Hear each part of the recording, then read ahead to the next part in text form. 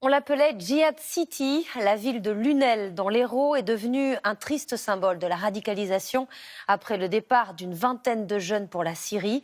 C'était il y a 4 ans. Aujourd'hui, s'est ouvert le procès de 2 revenants présumés et de 3 autres hommes soupçonnés d'avoir organisé les départs. Ils sont jugés pour association de malfaiteurs terroristes. Hakim Abdelkalek et Francis Simouès se sont rendus à Lunel pour essayer de comprendre comment autant de jeunes avaient été enrôlés. Certains l'appellent Djihad City, ou le Molenbeek français. Lunel, petite ville du sud de la France de 26 000 habitants. Entre 2013 et 2014, une vingtaine de jeunes sont partis d'ici pour faire le djihad. L'une des vagues de départ les plus importantes au monde. 4 ans après, comment cette ville s'est-elle emparée de ce morceau d'histoire? Salam alaikum. Bien. À Lunel, un homme a bien connu tous ces jeunes partis en Syrie. Tahar Akermi, une figure locale de la vie associative. Ça va bien? Ça va? Il fut pendant des années l'un de leurs animateurs. 4 ans après, il se sent toujours coupable. Forcément, vous culpabilisez. Vous dites à un moment donné, j'ai foiré, j'ai pas fait mon boulot comme je devais le faire. Forcément. Et j'espère que tout le monde se positionne dans cette position-là. Parce qu'on a tous foiré finalement. Dans cette histoire-là, moi je pense que c'est une histoire commune. Parmi ceux qui sont partis, certains même avant la création du groupe État islamique, il y a Adil, Rabi, Nadia, Cyril, Alexandra, Taoufik, Karim ou encore Raphaël. Ces jeunes de Lunel, Bonjour. Tahar Akermi continue de se battre pour eux dans son association. Bonjour tout le monde. Tout le monde sur son smartphone. Tu vas bien? Ça va? Il travaille avec eux l'expression artistique. Si on regarde là, voilà, il y a toujours les triangles, c'est ma patte. Parmi ces artistes lunellois, Nicolas Cardinal. Il sait qu'il avait le profil pour partir en Syrie. C'est d'ailleurs ce qu'a fait son meilleur ami Cyril.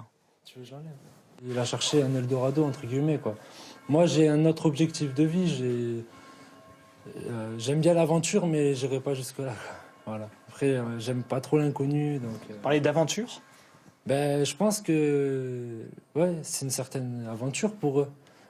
On leur promet des choses.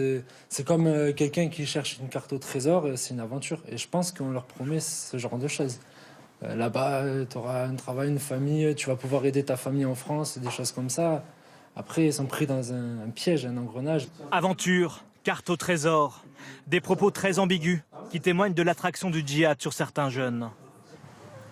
À la mosquée de Lunel, fréquentée par ceux qui sont partis en Syrie, cet homme veut aussi prendre sa part de responsabilité. Jamel Ben Abdelkader, depuis décembre, c'est le nouveau président de la mosquée. Et avec le nouvel imam, il surveille tout ce qui se passe à l'intérieur. C'est le cas avec la bibliothèque, où chaque fidèle est libre de venir déposer un livre religieux. L'imam fait son travail de lire ou de regarder le contenu de chaque livre pour qu'on soit sûr de ce qu'on propose à nos fidèles. Même principe avec les cours théologiques, donnés désormais exclusivement en français.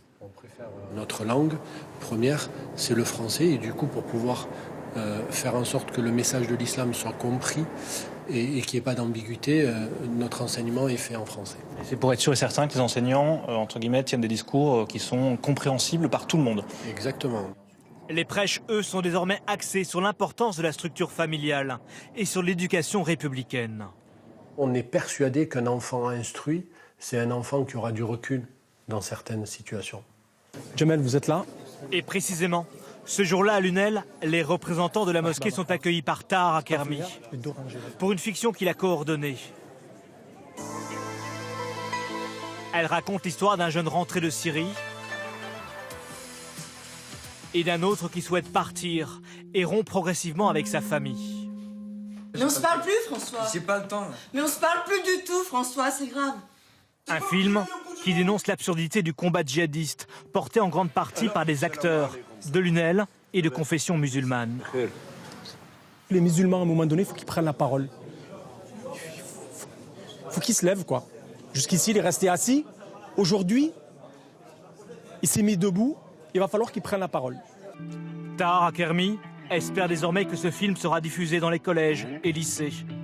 Que le film puisse avoir ainsi une résonance dans tous les potentiels Lunel de France. Il est favori dans les sondages.